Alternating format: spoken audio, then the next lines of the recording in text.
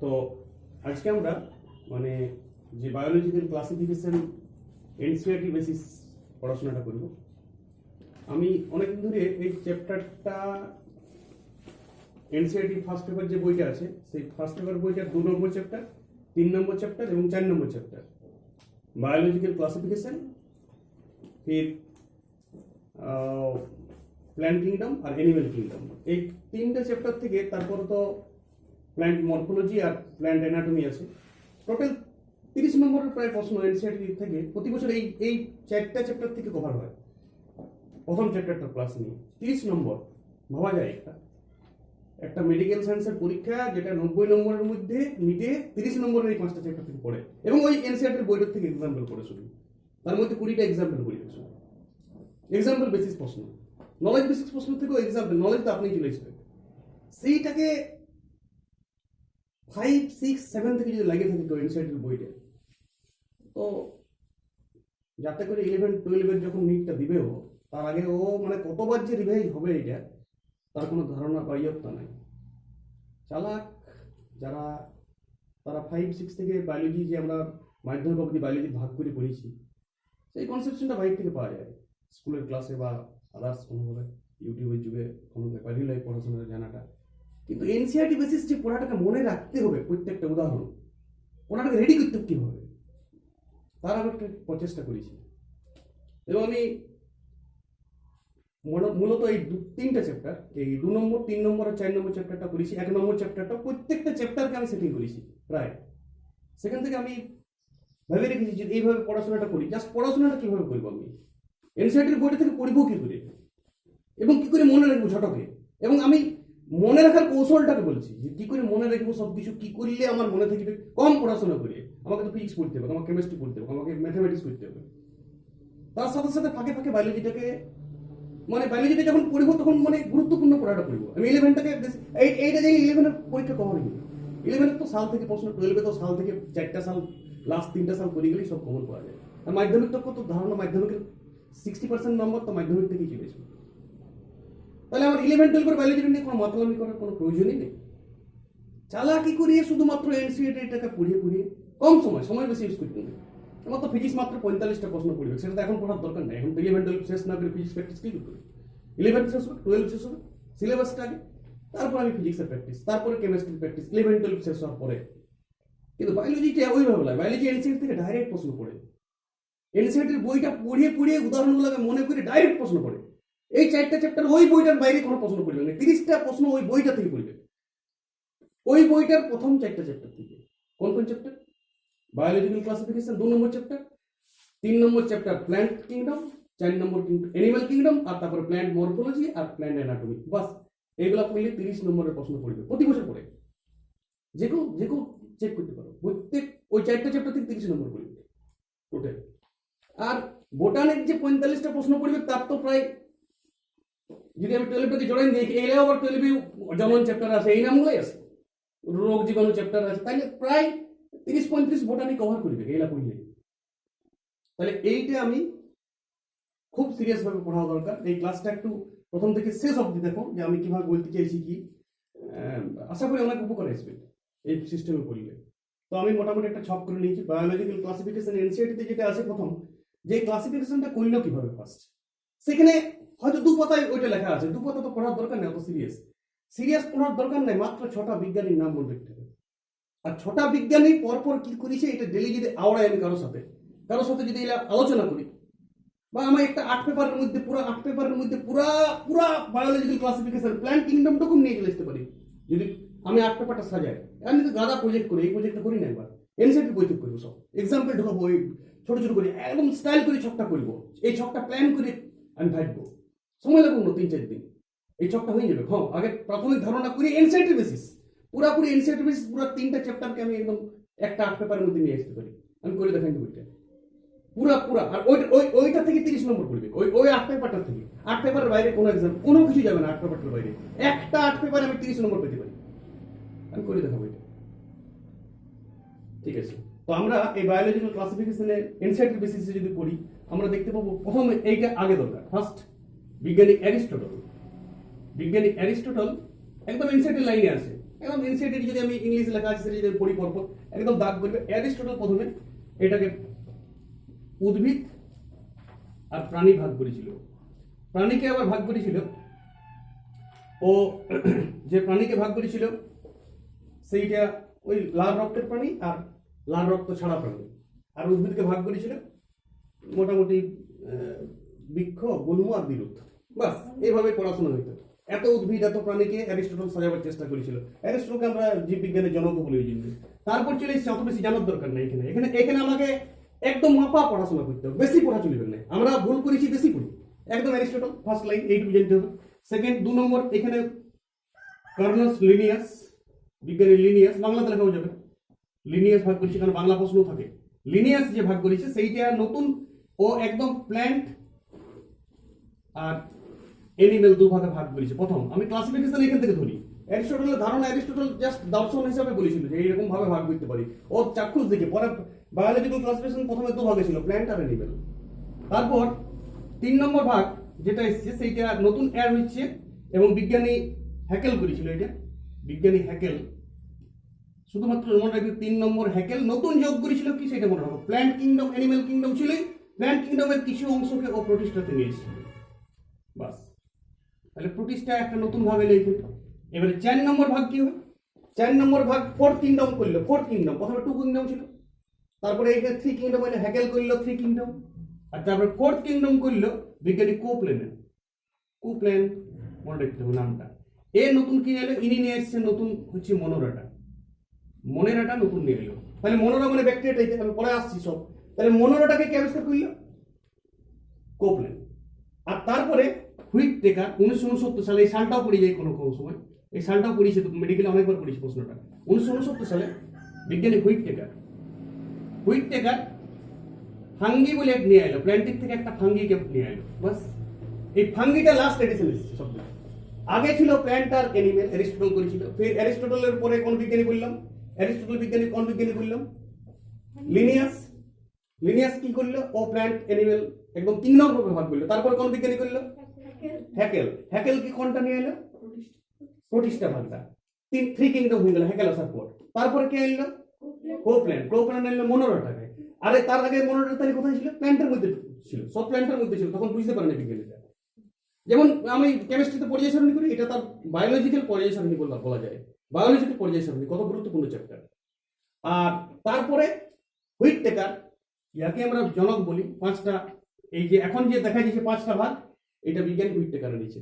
পরবর্তীকালে 6 নম্বর ভাগও এনসিইআরটি দিয়েছে। এনসিইআরটি বলছে 6 নম্বরে বিজ্ঞানী কার্ল উস এই মনোরাটাকে আবার ভাগ করেছে আর্চি ব্যাকটেরিয়া আর ইউ ব্যাকটেরিয়া। কিন্তু এটা এখনো মাত্র আমরা মানে আমাদের যে বায়োলজিক্যাল ক্লাসিফিকেশন এটা মানে নাই। বায়োলজিক্যাল ক্লাসিফিকেশন এখন পর্যন্ত সর্বশেষ হুইটেকারের যেটা আছে। হুইটেকার কিন্তু কোনটা আবিষ্কার করেছে এটা পড়তে পারে। হুইটেকার এই 4টা কিংডম তো আগেই ছিল, 4টা কিংডম তো আগেই ছিল, কোপ্ল্যান করে গেছিল। হুইটেকার নতুন এনেছিল ফাঙ্গিটাকে, এবং ফাঙ্গিটা আনার পর 5 কিংডম হয়েছে। এখন যেটা মনোরা কিংডম, সেটাকে আর্চি ব্যাকটেরিয়া ইউ ব্যাকটেরিয়া 2 ভাগে ভাগ করেছে বিজ্ঞানী কার্ল উস। এটা এনসিইআরটিতে উল্লেখ আছে, জন্য পড়তে পারে, কোশ্চেন আসতে পারে। এনসিইআরটি থেকে, এনসিইআরটির বাইরে কোনো প্রশ্ন পড়বে না, তোমাকে এটা মাইনে নাও। আর বায়োলজিটা থেকে 90টা প্রশ্ন পড়ে কত সোজা কল্পনা করা যাবে না। যে কেউ পড়তে পারে মেডিকেল, যে কেউ একটা টাউনে। এনসিইআরটির বইটা ছোট থেকে পড়াশোনা করতে হবে, ছোট থেকে ওইটাকে নিয়েই আমার পড়ে থাকতে হবে দিন রাত। কেউ 10 থেকে পড়তে পারো, কেউ মাধ্যমিকের পরীক্ষায় আর 90 পেতে গেলে কোনো ব্যাপার না। টেস্ট পেপার 10টা পেজ করে দিলে মাধ্যমিকে 90 হয়ে যায়, ওটা কোনো ফ্যাক্টর নয়। 5 দিনে 90 হবে। এনসিইআরটিটাই পড়ে যেতাম ছোট থেকে। আর এইভাবে ছক করে সেটিং করে। আর শুধুমাত্র এনসিইআরটির বইয়ের লাইনের বাইরে একটা লাইন নেবো না, বরঞ্চ কম পড়বে এনসিইআরটি থেকে। এনসিইআরটি তো সব লাইন পড়ার দরকার নেই, একটা ভাষা বোধটা দরকার। বাস আমার হয়ে গেল। তাহলে কোনটা জানতে হচ্ছে? এখানে অ্যারিস্টটল উদ্ভিদ প্রাণী ভাগ করেছিল। ফির লিনিয়াস প্ল্যান্ট অ্যানিমেল কিংডমের রূপে, এই কিংডম রূপে দেখেন, ইনি কিংডম রূপে। তারপরে হ্যাকেল কি করলো? প্ল্যান্ট থেকে প্রতিষ্ঠাকে বার করলো। তারপরে কোপ্ল্যানার মনোরাকে বার করলো। তারপর হুইটেকার, এটাই এখন সর্বশেষ, ও ফাঙ্গিকে বার করেছে। বাস এখন 5টা বের করেছে। 1969 সালে এই সালটা পড়িছে, আমি দেখেছি এই সালটা পড়িছে বিগত বছরের প্রশ্নতে। বাস ইয়ার বাইরে কোনো প্রশ্ন হবে না। এটা থেকে একটি প্রতি বছর মেডিকেল করি, প্রতি বছর এইটুকুর মধ্যে, এইটুকু যেটা বললাম, কেউ যদি আয়ত্ত করতে পারা যায়, একটি প্রশ্ন শিওর প্রতি বছর মেডিকেল পড়ে। গ্যারান্টি করে দিতে, গ্যারান্টি দিচ্ছে। তুমি লাস্ট 20 বছর তো এই কোয়েশ্চেন দেবে, একটা পড়িছে কিনা, একটা পড়িছে এটার থেকে। বাস এইটা গেল। এইটাকে এবারে বারবার ভিডিওটা পোস্ট করে রিপিট করে পড়া যায়, বা এনসিইআরটি বইটা কিনে নিজেও পড়া যাবে। এই আমার ভিডিওটা হলো আমি শুধু বলছি চালাকি করে পড়তে হবে, বাস, আর কোনো পড়তে হবে না এখান থেকে। এবার আমি চলে আসছি কোনটা পড়ি, যেটা খুশি পড়া যাবে। এখান থেকে আমরা যদি এবারে ছক করে নিই, প্রথমে Manora, Protista, fungi, plenty, Animalia, আমি সূত্র দিতে হবে। 5 ভাগে ভাগ করা যায়। কি কি? Manora, Protista, fungi, plenty, Animalia. Manora মানে হচ্ছে ব্যাকটেরিয়া। তোমাকে মাথায় চাপাই দেবে মনোরাটা পুরাটাই ব্যাকটেরিয়া, আর মনোরাটা পুরাটাই আদিকোষ, প্রোক্যারিওটিক সেল। তাহলে প্রোক্যারিওটিক সেল সম্বন্ধে যদি আমি সেলে পড়ে নিয়েছি, তাহলে এখানে আমি ওর গঠন করার দরকার নেই। 20 বার করে পড়ার সেই পেপটিডোগ্লাইসিন থাকবে।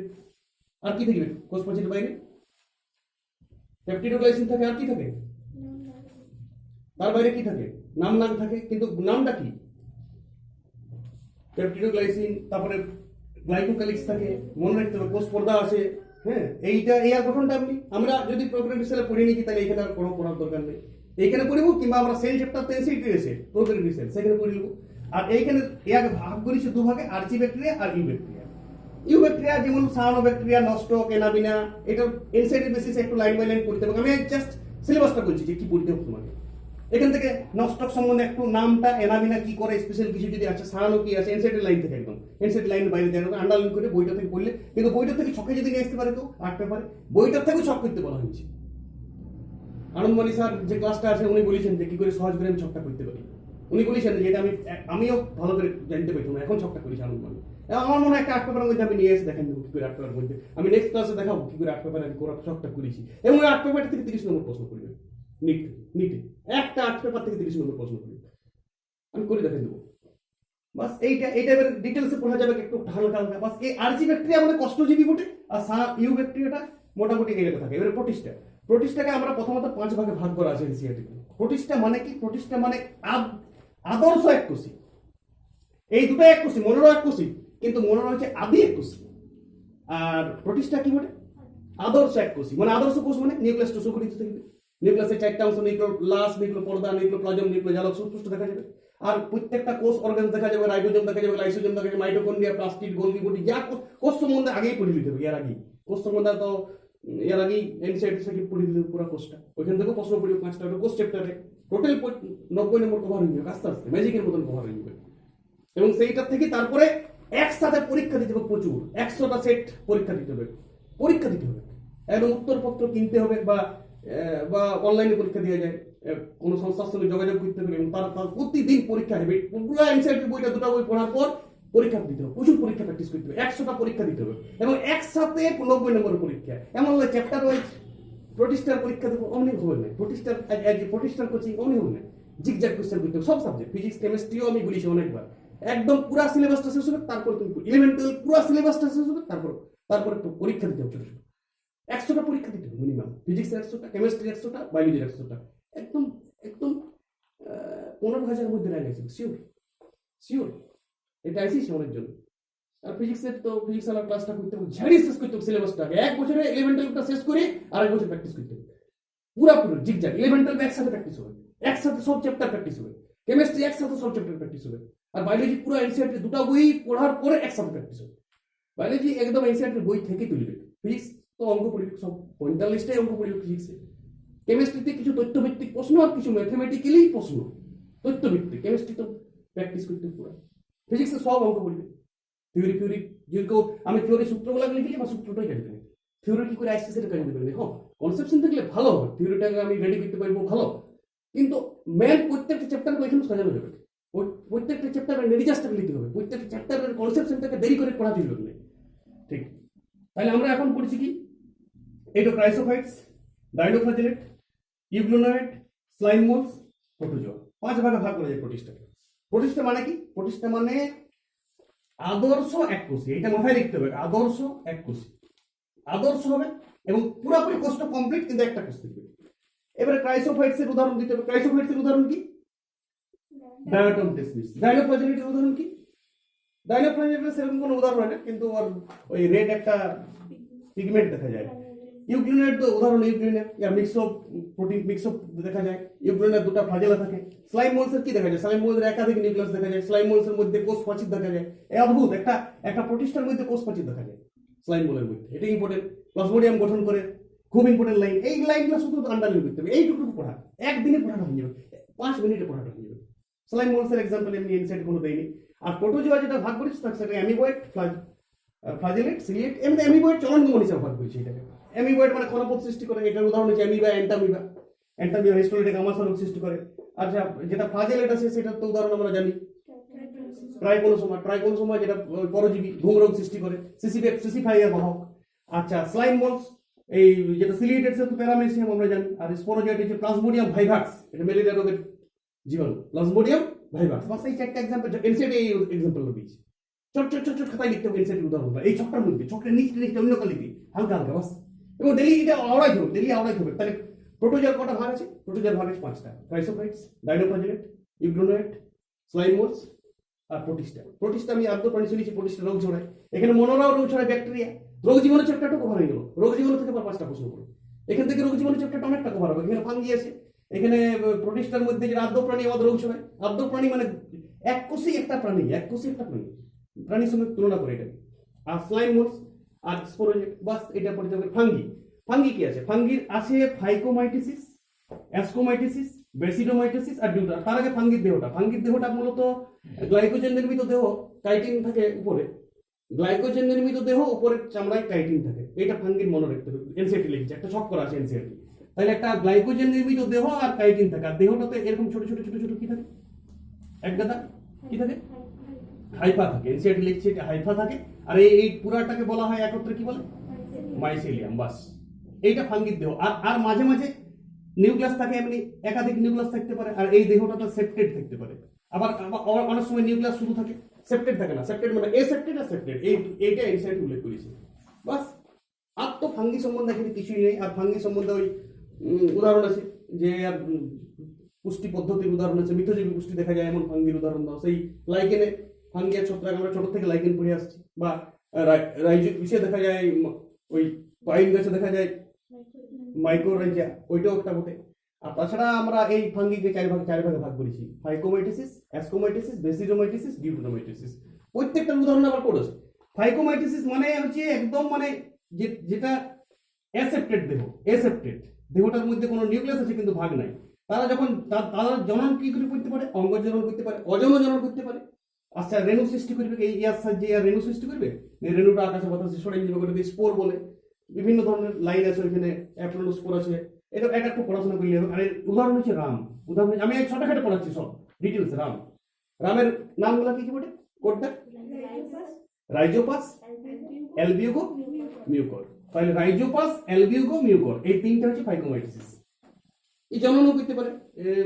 এর একটা স্পট, এর একটা স্পট। প্রথমে নিউক্লিয়াস দুটো মিলবে না, সাইটোপ্লাজম মিলবে, ওইটাকে কি বলে? সাইটোপ্লাজম মিলে এটাকে প্লাজমোগ্রাফি। আর তারপরে নিউক্লিয়াস দুটো মিলে ক্যারিওগেমিক স্পোর সৃষ্টি হবে, তারপরে আর জননটা হবে। একটা ইনসাইট বলতে হবে এটা।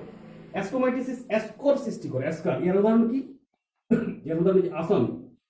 আসন, এ ফর অ্যাসপারজিলাস। অ্যাসপারজিলাস কি? অ্যাসপারজিলাস একটা পেনিসিলিয়াম বটে।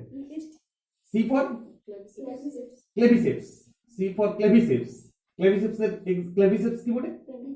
পেনিসিলিয়াম। আর এন ফর নিউরোস্পোরা। নিউরোস্পোরা একটা মোরেলস এন্ড ট্রাফেলস বটে। এনসাইট উদাহরণ আছে। এই তিনটে উদাহরণ, এই উদাহরণ পড়তে হবে। 3 3 3 3 12টা। একটা পরিবেশী করে উদাহরণ, একটা উদাহরণ পরিবেই পরীক্ষা এনসাইট থেকে। ফাঙ্গি থেকে 2টা প্রশ্ন হয় প্রতি বছর। প্রতি বছর উদাহরণ থেকে পরিবে প্রশ্ন, বেশি জানার দরকার না। আর অ্যাসকোকার দেয়া সৃষ্টি করে, জননের সময় অ্যাসকোকার সৃষ্টি করে। আর কি সৃষ্টি করে? আর কনিডিয়া সৃষ্টি করে। এখানে একটা গুরুত্বপূর্ণ জিনিস আছে কনিডিয়া। কনিডিয়া জনন সৃষ্টি করবে, অ্যাসকার সৃষ্টি করবে, এখানে স্পোর সৃষ্টি করবে। অ্যাসকার থেকে অ্যাসকোকার হবে, থলির মতন অ্যাসকোকার। এখানে মিওসিস সেল ডিভিশনে এই 4টা নিউক্লিয়াস হবে।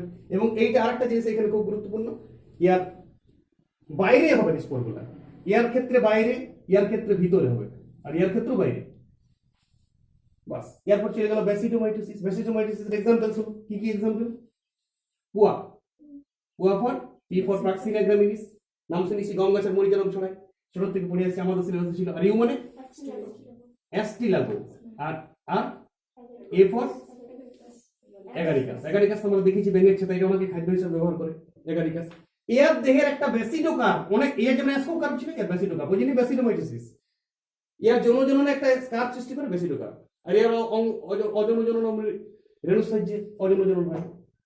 রেণুর সাহায্যে অজনজনন হবে, কারণ বেসিডোকার্পের সাহায্যে যৌনজননটা হবে। আর উদাহরণ তিনটা কি বললাম? পুয়া, প্রাক্সিনিয়া গ্রামিনিস, ইউলোথিস আর এগারিকাস।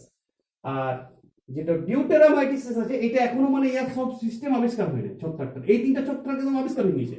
যে ছত্রাকটা সম্বন্ধে অনেক কিছু জানা যায় না জনন সিস্টেম সম্বন্ধে, সেই ছত্রাকটা আমরা ডিউটেরা। আর এর ক্ষেত্রে শুধুমাত্র যৌন জনন দেখা যায়, অযৌন জনন দেখা যায়। এর নাম কি? তিনটা উদাহরণ। ক্যাট, ক্যাট C for colletotrichum, A for alternaria, alternaria উদাহরণ করতে হবে, আর টি ফর টাইক্রোডার্মা। বাস এই তিনটা এক্সাম্পল। তাহলে ইয়ার এক্সাম্পল গেল রাম, ইয়ার আসন, আসন বুঝবো, আর ইয়ার উদাহরণ হচ্ছে ওয়াট, মানে একটা কোড করা আছে, আর ইয়ার উদাহরণ হচ্ছে ক্যাট। বাস 12টি উদাহরণ। এই 12টি উদাহরণ থেকে 2টি প্রশ্ন করবি প্রতি বছর। শর্ট করে পড়ে লিয়া ফাঙ্গিটা, এত বড় পড়াটা কিচ্ছু না। আর উপরে ওই যেটা মাইসিলিয়াম, যেটা কাইটিন নির্মিত দেহ, যেটা গ্লাইকোজেন নির্মিত দেহ, যেটা উদাহরণ বললাম লাইকেন, এই 6-7টা টোটাল 13-14টা বিষয় আছে এখানে মনে রাখা। বাস তাইলে হয়ে যাবে। এবার প্ল্যান্টিং, প্ল্যান্টিং তো আমরা জানি, প্ল্যান্টিং করাটা ভাগ করা আছে। প্ল্যান্টিং ছক কি? প্ল্যান্টিং প্রথমে কি ছক করেছি? প্ল্যান্টিং আমরা আমাদের 9 ক্লাসে শুনে প্ল্যান্টিং কি ছক করা আছে ফার্স্টে?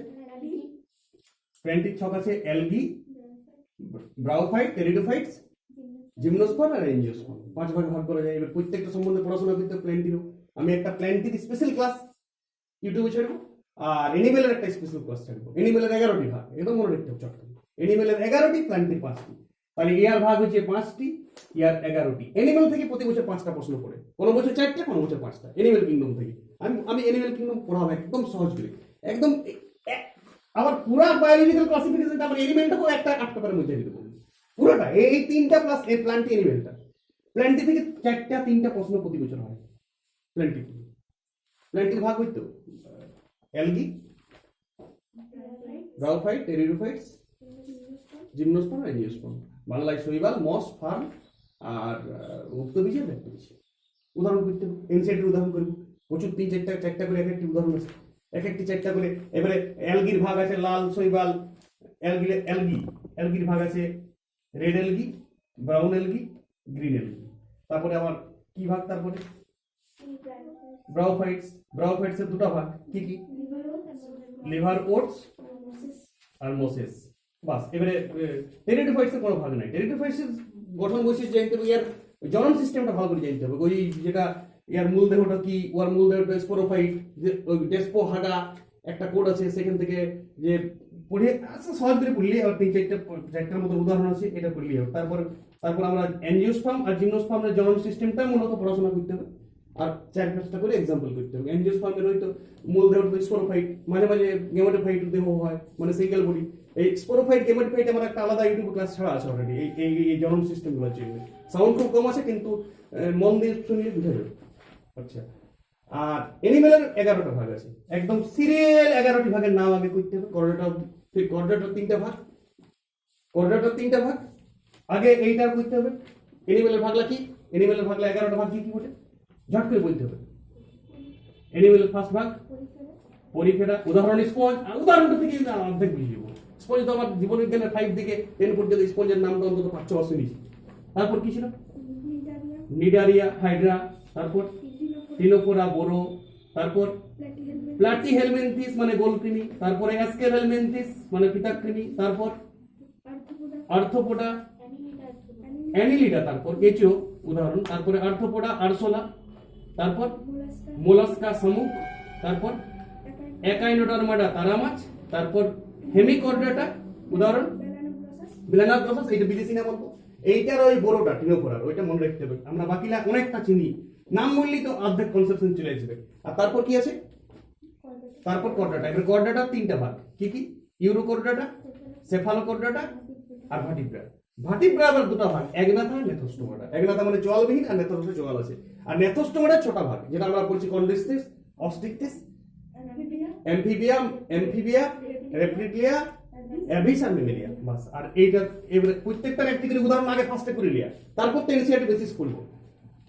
আমি একটা অ্যানিমাল কিংডমের আলাদা ক্লাস ছাড়ব, প্ল্যান্ট কিংডমের আলাদা ক্লাস, আর ফাঙ্গিটাকেও একটা আলাদা ক্লাস ছাড়ব।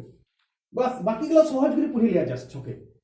এই ছকটাকে মেনটেন করতে বেশি সময় লাগবে না, একটা দিনে মেকআপ হয়ে যাবে পড়ার পর। একবার এনসিআরটিটা, আর এনসিআরটি লাইনের বাইরে কোনো উদাহরণও পড়িবে নেই, কোনো পড়া একটি পড়া পড়িবে নাই। মোট এই 3টা চ্যাপ্টারে মরফোলজি আর অ্যানাটমি, তারপর প্ল্যান্ট, এইগুলা পড়ে 30 নম্বর প্রতি বছর এনসিআরটির বইটার থেকে আসে, একদম এক্সাম্পলই আসে করি।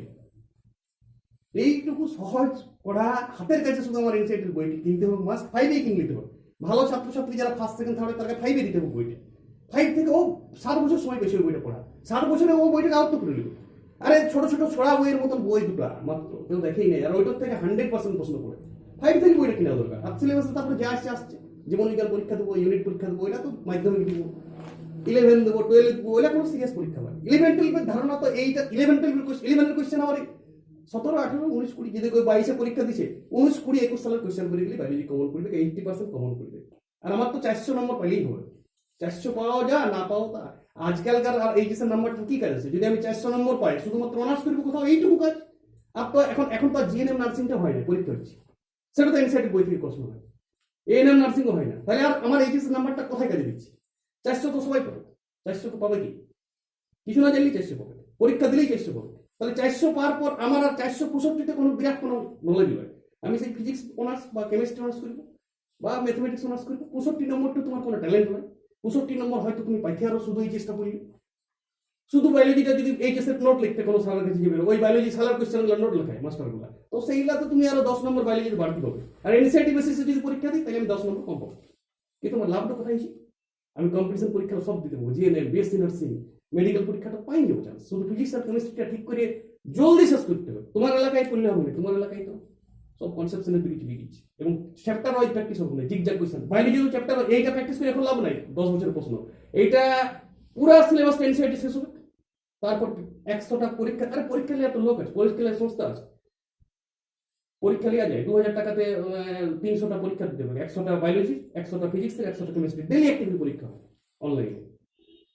ওই পরীক্ষাগুলো দিয়ে দিলি না, আস্তে আস্তে আস্তে আস্তে নাম্বার বেড়ে যাবে, আস্তে আস্তে আস্তে আস্তে কত পাচ্ছে, কত নেগেটিভ হচ্ছে, ওরা সব চেক করে দেবে কম্পিউটার।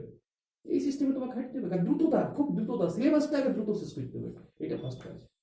ঠিক আছে, আমি এনসিআরটি এই যে বায়োলজিক্যাল ক্লাসিফিকেশন যে এবং প্ল্যান্ট অ্যানাটমি এবং অ্যানিমেল কিংডম, এই প্ল্যান্ট কিংডম আর অ্যানিমেল অ্যানাটমি আর অ্যানিমেল প্ল্যান্ট মরফোলজি আর প্ল্যান্ট অ্যানাটমি, এই চ্যাপ্টারটাকে সাজাবার চেষ্টা করব, এবং সহজ সরলভাবে কি করে কম করে একদম সহজ করে মনে থাকে। একটু বাংলা টার্মসগুলো জানলেও কোন না, ইংরেজি বেশি বাংলা টার্মস, তাহলে কনসেপ্টটা ভালো আছে। ঠিক আছে, ধন্যবাদ।